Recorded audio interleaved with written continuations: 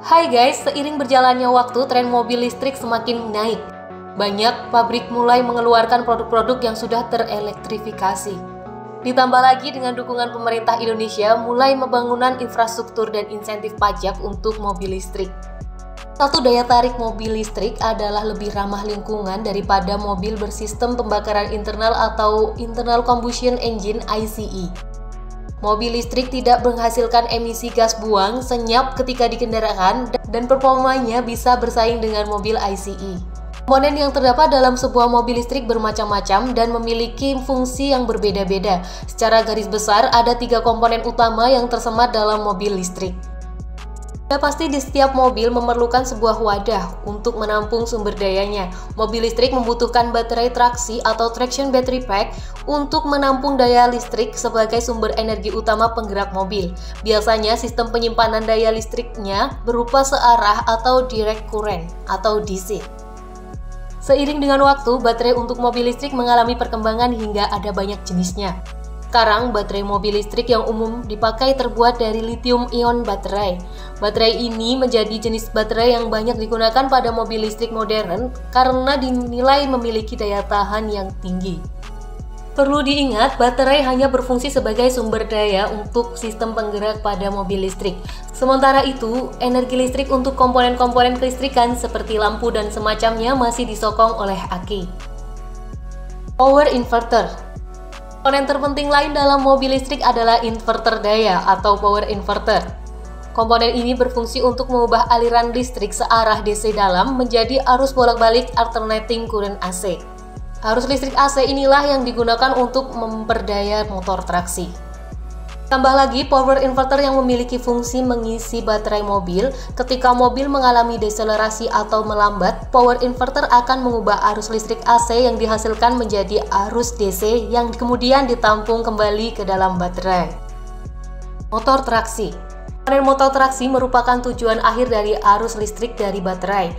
Dalam satu mobil listrik biasanya memiliki satu atau lebih motor traksi untuk memutar roda mobil.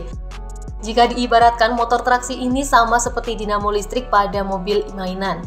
Fungsinya untuk mengubah daya listrik menjadi daya kinetik melalui proses interaksi antara elektromagnetik dengan magnet permanen dalam motor. Dibandingkan dengan mesin pembakaran konvensional, tentunya motor traksi lebih efisien dalam hal energi yang dihasilkan. Ini karena mesin pembakaran konvensional juga menghasilkan energi panas, jadi daya dalam pembakaran bensin dalam mesin tidak sepenuhnya menjadi energi kinetik. Sementara motor traksi mengonversi daya energi listrik menjadi energi kinetik lebih utuh. Tambah sistem motornya lebih sederhana tanpa memerlukan transmisi atau komponen-komponen yang misalkan mengubah gerakan vertikal pistol mesin konvensional menjadi gerakan rotasi roda. Charger mobil listrik. Komponen ini merupakan pendukung untuk mobil listrik. Sesuai namanya, fungsinya adalah untuk mengisi ulang daya listrik dalam baterai mobil listrik menggunakan sumber listrik eksternal seperti jaringan listrik PLN. Kerjanya sederhana, sama seperti mengisi daya perangkat elektronik lain seperti laptop atau handphone. Arus listrik AC jaringan PLN diubah menjadi arus DC yang kemudian diisi ke dalam baterai. Cara kerja mobil listrik secara umum. Dijabarkan, cara kerja mobil listrik itu sebenarnya sederhana. Daya listrik dalam baterai disalurkan ke motor listrik untuk menggerakkan roda mobil. Berikut penjelasan cara kerjanya secara bertahap. Saat pedal akselerasi ditekan, kontrol modul mengatur aliran daya listrik dari baterai ke inverter. Inverter mengubah arus listrik dari DC ke AC, kemudian disalurkan ke motor traksi sesuai dengan tekanan pada pedal akselerasi.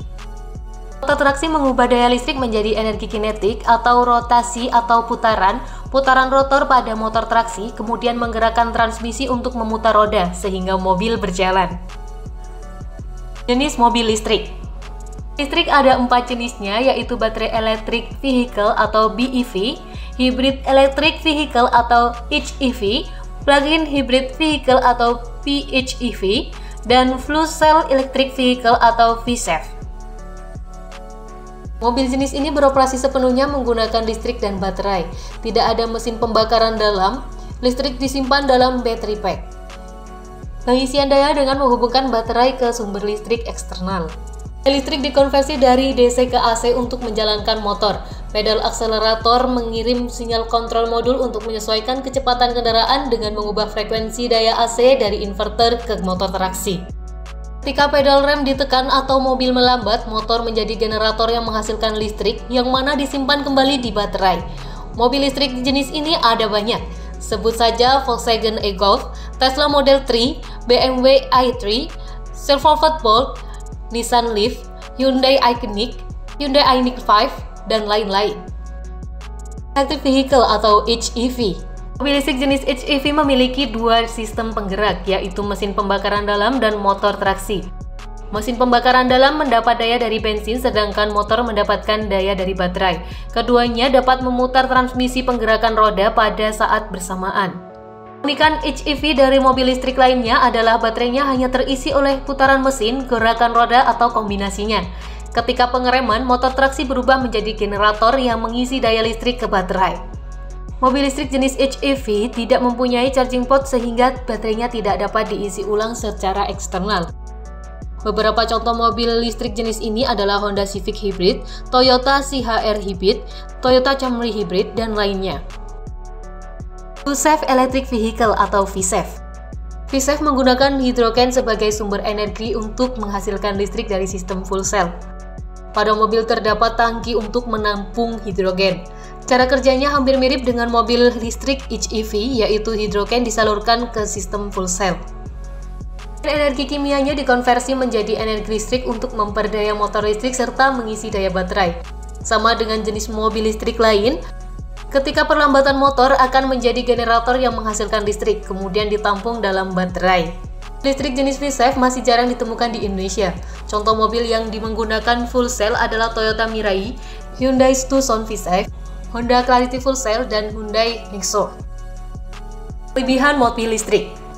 Sekarang kita tahu cara kerja dari mobil listrik berbeda dengan mobil konvensional. Karena perbedaannya ini, mobil listrik memiliki beberapa kelebihan.